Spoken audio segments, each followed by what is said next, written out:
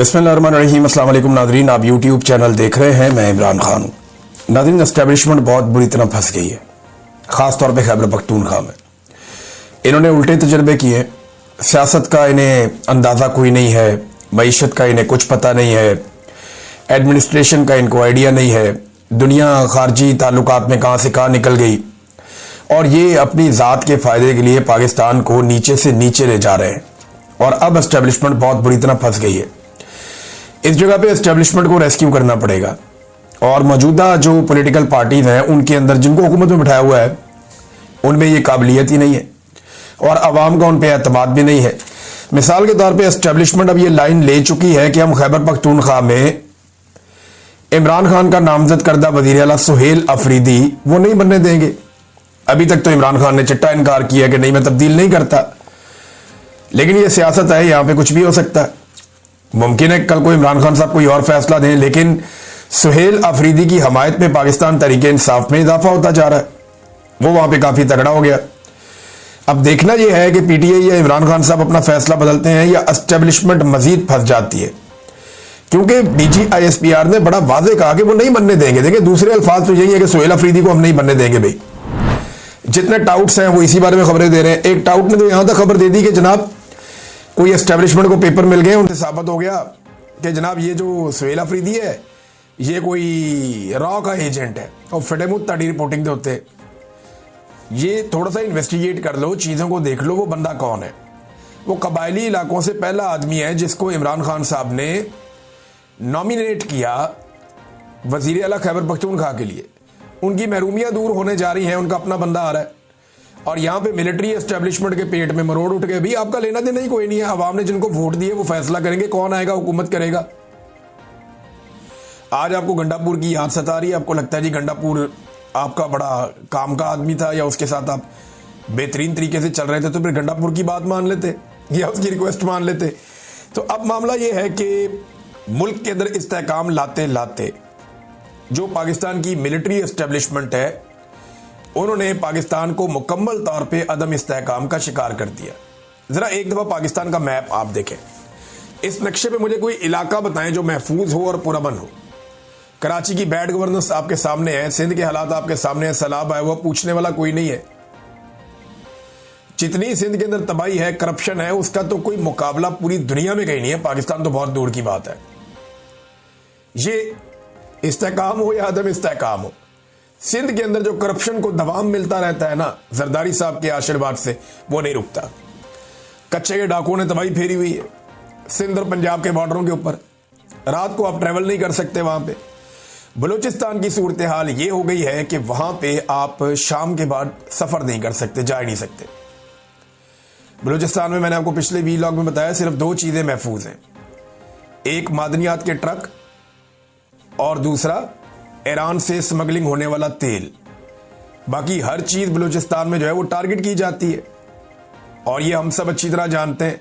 और इनमें माल किसकी जेब में जाता है ये भी सब जानते हैं। जो बॉर्डर पे हैं उन्हीं की मर्जी से स्मगलिंग होती है, वरना कैसे हो सकती है। तो बलूचिस्तान का तो बेड़े ही गर्क कर दिया, कोई भी वहां महफूज नहीं है। खैबर पख्तूनख्वा के कबायली इलाकों की हालत भी इससे मुख्तलिफ नहीं है। रोजाना धमाके, गोली बारूद, हमला, बच्चों की शहादतें, खवातीन की शहादतें, मासूम शहरी जाँ बाक हो रहे हैं। अभी DI खान के अंदर एक अटैक हो गया, उसमें पुलिस वाले जाँ बाक हो गए। तो लगातार खैबर पख्तूनख्वा के कबायली इलाकों में भी यही चल रहा है, वहां पे भी इस्तेहकाम नहीं आने दिया। अफगानिस्तान से एक नई लड़ाई शुरू कर दिया। अब अफगानिस्तान के बारे में मैं बताऊं, देखें, वो अफगानी भी कहते हैं कि अमेरिका से और रशिया से पूछ लें, आप हमसे लड़ना चाहते हैं तो आप उन दोनों से पूछ लें। रूस जो है वो एक सुपर पावर था, अमेरिका जो है वो दूसरी सुपर पावर था। वो दोनों जान छुड़ा के निकले इन पहाड़ों में से। अब पाकिस्तान की मौजूदा मिलिट्री एस्टेब्लिशमेंट इन पहाड़ों से क्या निकालना चाहती है? देखिए, मादनियात तो बहुत है यहाँ पे, लेकिन जिस चक्कर में हम अफगानिस्तान के साथ लड़ाई कर रहे हैं उसका नतीजा क्या हमारे हक में निकलेगा, या हम कई दहाइयों तक लंबी एक लड़ाई के अंदर फिर झोंके जाएंगे, फिर एक लड़ाई में चले जाएंगे ना। भारत कितनी समझदारी का मुजाहरा कर रहा है, हालांकि वो इंतहाई एंटी तालिबान है भारत के लोग, लेकिन वो ये समझते हैं कि ताल्लुकात रखने पड़ेंगे, और वो अक्लमंदी से अपने खारजी ताल्लुकात बना रहे हैं। अफगानिस्तान के साथ, और पाकिस्तान अपने हमसायों से बिगाड़ता चला जा रहा है 7 समंदर पार अमेरिका को खुश करने के लिए। फिर भारत से हमारी दोबारा लड़ाई होने वाली है। ये मैं नहीं कह रहा, ये एस्टेब्लिशमेंट खुद खबरें चलवा रही है कि अक्टूबर नवंबर में मुमकिन है कि भारत हमारे ऊपर एक अटैक करे। फिर अब अगर आप पंजाब में आ जाएं तो सैलाब मुतासरीन अभी तक बेयारो मददगार हैं, कोई पूछने वाला नहीं है। जिन इलाकों में पानी उतरा है लोग अपने घरों को जाकर खुद ही आबाद करने की कोशिश कर रहे हैं। लोग अपनी मदद आपके तहत चीजें ठीक करने की कोशिश कर रहे हैं।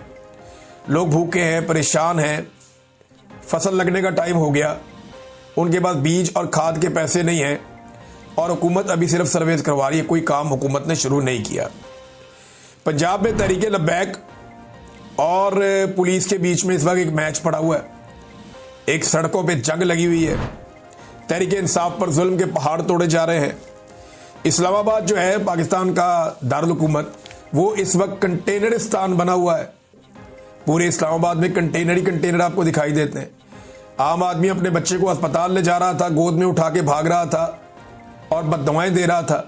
मोटरसाइकिल वाला था बेचारा अकेला, एक आम शहरी, उसको पुलिस वालों ने पकड़ के मारना शुरू कर दिया कि यहां से तुम गुजरे कैसे हो। भाई वो जा रहा है, उसको जाने दो, एक आदमी क्या कर लेगा।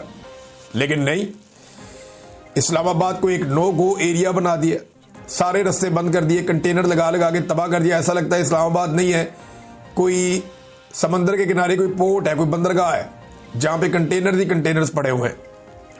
आज़ाद कश्मीर में एक अलग टाइम बम लगा हुआ है। आज 11 तारीख है, 19-20 तारीख तक का टाइम है इस हुकूमत के पास मुतालबात तस्लीम करने का। अब मुतालबात तस्लीम करने की बजाय इन्होंने आज़ाद कश्मीर में जो अवामी जॉइंट एक्शन कमेटी के रहनुमा है उनके ऊपर मुकदमा दर्ज कर दिए।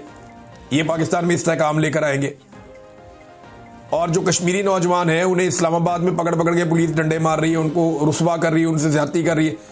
बल्कि नौजवानों ने क्लेम किया कि उन्हें कहा गया कि तुम कश्मीर मुर्दाबाद के नारे लगाओ। उन्होंने डंडे खा लिए, मार खा ली, लेकिन उन्होंने कहा जी हम ये नारे नहीं लगाते। फिल्मों में हम ये देखते थे ऐसा जुल्म और जबर, लेकिन हमने कभी हकीकी जिंदगी में तसव्वुर नहीं किया था जो इस्लामाबाद पुलिस ने अब किया कश्मीर के नौजवानों के साथ, बकौल उन नौजवानों के। तो आज़ाद कश्मीर में भी एक टाइम बम सिचुएशन है, टाइम गुजर रहा है, किस वक्त वहां धमाका हो कुछ आप कह नहीं सकते। फिर गिलगित बल्तिस्तान में लगातार एहतजाज चल रहा है, वहां पे तजारत रुकी हुई है। वो लोग कह रहे हैं जी हमारे वसाइल पे जो कब्जा किया जा रहा है मिलिट्री एस्टेब्लिशमेंट की जानिब से, वो बंद होना चाहिए। अब एक सूबे में हुकूमत ही नहीं है इस वक्त, और वो भी सिर्फ मिलिट्री एस्टेब्लिशमेंट की जिद की वजह से। वजीर आला ने इस्तीफा दिया, गवर्नर कहता मुझे मिला ही नहीं, हालांकि मिलते ही मंजूर हो जाता है ऑटोमेटिकली। कानून ये कहता है कि जैसे ही वजीर आला का इस्तीफा मौसूल हो गया गवर्नर को, वो ऑटोमेटिकली एक्सेप्ट हो गया। ये मुझे सिद्दीक जान साहब ने बताया कि बड़ा सादा है ये।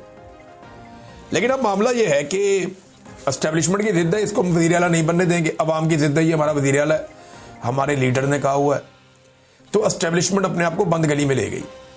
अब अगर ये इसको वजीर आला बनने देते हैं तो वो अवाम की ताकत से और अपने लीडर की विल से वजीर आला बनेगा, तो फिर तो वो एस्टेब्लिशमेंट की बात नहीं सुनेगा। उनमें कॉन्फिडेंस आ जाएगा कि हम एस्टेब्लिशमेंट की मर्जी के बगैर चीजें कर सकते हैं। और अगर एस्टेब्लिशमेंट नहीं बनने देती तो एस्टेब्लिशमेंट एक नई लड़ाई के लिए तैयार रहे। यहां पे खैबर पख्तूनख्वा में बड़ी चितरौल होगी पॉलिसी की, और वो इसलिए होगी कि लोग नहीं मानेंगे ये बात। मैं खैबर पख्तूनख्वा के चप्पे चप्पे में फिरा हूं। ये जब मैं बहुत मुश्किल हालात देख रहा था, भाग दौड़ में लगा हुआ था, कभी किसी पहाड़ पे, कभी किसी जगह पे, कभी कहीं में रहता था, लोगों से मुलाकातें भी होती थी बेशुमार।